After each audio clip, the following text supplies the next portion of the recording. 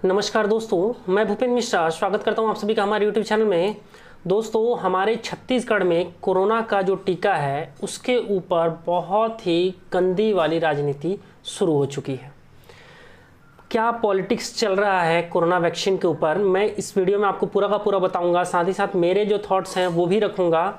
सबसे पहले आप सभी कुछ वीडियो क्लिप्स है, एक हमारे माननीय सम्माननीय श्री भूपेश बघेल जी का वीडियो क्लिप है, थोड़ा सा उसको आप लोग देख लीजिए। चूँकि वैक्सीन की कमी है, इसलिए हम अपने राज्य में सबसे गरीब व्यक्ति को जिसके पास अंत्योदय कार्ड है से वैक्सीनेशन की शुरुआत करेंगे। इसके लिए हितग्राही को अपना राशन कार्ड और आधार कार्ड लेकर आना होगा। दोस्तों, अब इन्होंने क्या किया, अंत्योदय राशन कार्ड वाले जो हैं उनको पहले प्राथमिकता दिया जाएगा किसमें, कोरोना का टीका लगाने के लिए, ऐसा इन्होंने कहा। ठीक है, देखिए कोई एक प्रकार से अगर इसको सोच बोला जाए तो कोई गलत सोच नहीं था, लेकिन कुछ चीज़ों को सोचिए। आज के डेट में अगर कोई भी आदमी, अगर मान लो उसको टीका लगवाना है, 18 से 44 साल के बीच का है, अगर वो उसको अगर टीका लगवाना है तो उसको ऑनलाइन पहले रजिस्ट्रेशन करना पड़ेगा। तो क्या जिनके पास गरीबी रेखा का कार्ड है, क्या उनके पास एक स्मार्टफोन है? देखो, रमन सिंह जी ने स्मार्टफोन दिया था, लेकिन मैक्सिमम स्मार्टफोन आज के डेट में ख़राब हो चुके हैं, समझ रहे हैं। और साथ ही साथ हमारे जो इन्होंने एक चीज़ और है, एक लेटर लिखा हुआ है हमारे देश के वर्तमान ब्रांड एम्बेसडर कोरोना फैलाने वाले श्री नरेंद्र मोदी जी को। मैं इसलिए बोलूँगा ब्रांड एम्बेसडर कोरोना फैलाने वाले नरेंद्र मोदी जी को, क्योंकि देखो वो प्रधानमंत्री हैं, लेकिन उन्होंने जो पश्चिम बंगाल में किया, मतलब अगर वो चाहते तो वो कोरोना जो इतने गंदे से अभी फैला है पूरे भारत देश में, उसको रोका जा सकता था। देखो, अब मैं गारंटी दे रहा हूँ, अब कुछ दिन बाद ना मोदी जी अनाउंसमेंट करेंगे पूरे भारत देश में लॉकडाउन होने वाला है, और हो जाएगा पूरे भारत देश में कुछ दिन में, देखना लॉकडाउन।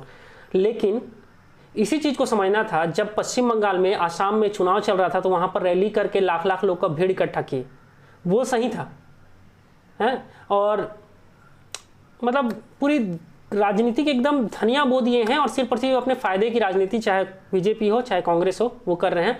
अब हम सभी देखो इसी में थोड़ा आगे अजीत जोगी के जो सुपुत्र हैं श्री अमित जोगी जी, उन्होंने क्या किया है, इसको आप सभी देख लीजिए। नमस्कार। आज मैंने छत्तीसगढ़ सरकार के टीकाकरण में आरक्षण लागू करने के निर्णय को माननीय उच्च न्यायालय में चुनौती दी है। हमारा भारत का संविधान किसी भी शासक को यह अधिकार नहीं देता है कि वो ये तय करे कि कौन जिए और कौन मरे। जब कोरोना आता है तो वो एपीएल, बीपीएल और अंत्योदय नहीं देखता है। उपचार का दुनिया में केवल एक ही सिद्धांत है कि जिन लोगों को संक्रमण की अधिक संभावना है उनको प्राथमिकता से टीका लगाया जाना चाहिए। इस वैज्ञानिक सोच को दरकिनार करते हुए केवल राजनीतिक कारणों से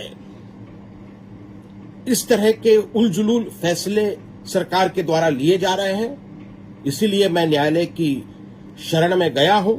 मैंने माननीय न्यायालय से इस मामले में अर्जेंट हियरिंग की भी दरखास्त करी है, और मुझे पूरा विश्वास है कि ये जो खतरनाक फैसला सरकार ने लिया है, जिसके कारण कई लोगों की जानें जा सकती हैं, उस पर रोक लगाने के लिए माननीय उच्च न्यायालय जरूर हस्तक्षेप करेगा। देखिए, अजीत जोगी जी के जो सुपुत्र श्री अमित जोगी जी हैं, उन्होंने काम तो अच्छा किया है कि हाईकोर्ट में याचिका दायर कर दिया है कि क्या कोरोना जो है वो सिर्फ और सिर्फ गरीबों को ही होगा, अमीरों को नहीं होगा, अंत्योदय कार्ड को होगा? क्या जो कोरोना है वो राशन कार्ड देख के होता है? एक्चुअल में ये सब पूरा का पूरा एक बहुत ही गंदा पॉलिटिक्स है।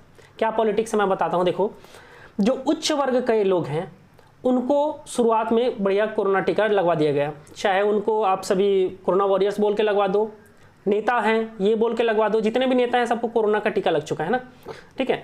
और उसके बाद फिर क्या है, आपका कोरोना वॉरियर्स का लग गया। मेन जो बचे अब कौन से, देखो अगर कोई भी आदमी विरोध करेगा तो कौन करता है पता है? या तो एकदम उच्च वर्ग के लोग विरोध करते हैं जो बहुत ही ज़्यादा सक्षम है, जो एक्चुअल में देश या राज्य की राजनीति को चलाते हैं, बड़े बड़े रईस लोग। और दूसरा वो विरोध करता है जो एकदम निम्न तबके का लोग हैं, ठीक है, जैसे कि हमारे यहाँ के अंत्योदय राशन कार्ड वालों को अगर कहा जाए तो एक्चुअल में मिडिल क्लास वालों के लिए कोई नहीं सोच रहा है। और आज के डेट में अगर स्मार्टफोन किसी के पास है जो अपना नॉर्मल ज़िंदगी जितना कमाता है उतना लगा करके जीवन यापन करता है, उनके पास मैक्सिमम लोगों के पास अंत्योदय कार्ड नहीं होगा, APL कार्ड होगा। ठीक है, प्राथमिक परिवार वाला जो कार्ड होता है वो कार्ड होगा।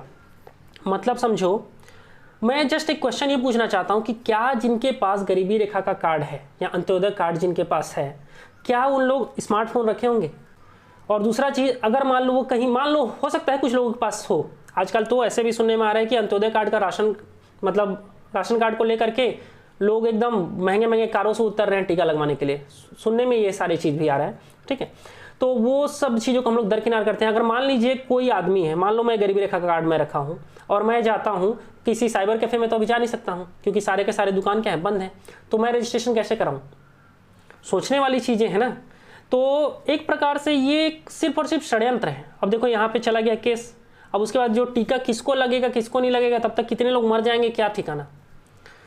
भैया सीधा सा है, जिसको जरूरी है, अगर मान लो आज के डेट में मेरे को इमरजेंसी लग रहा है तो मेरे को टीका लगवाओ ना, जिसको इमरजेंसी है। अगर कोई अंत्योदय कार्ड, गरीबी रेखा कार्ड, अमीरी रेखा कार्ड, ये सब नहीं देखना भैया, अगर किसी को जरूरी है तो उसको लगा दो, जरूरी नहीं है तो फिर आराम से, अगर आपको बोल लगता है कि स्टॉक कम है तो जिनको जिनको इमरजेंसी है उनको लगाओ, जिनको नहीं है उनको बाद में देख लेंगे जैसे ही और स्टॉक आएगा तो।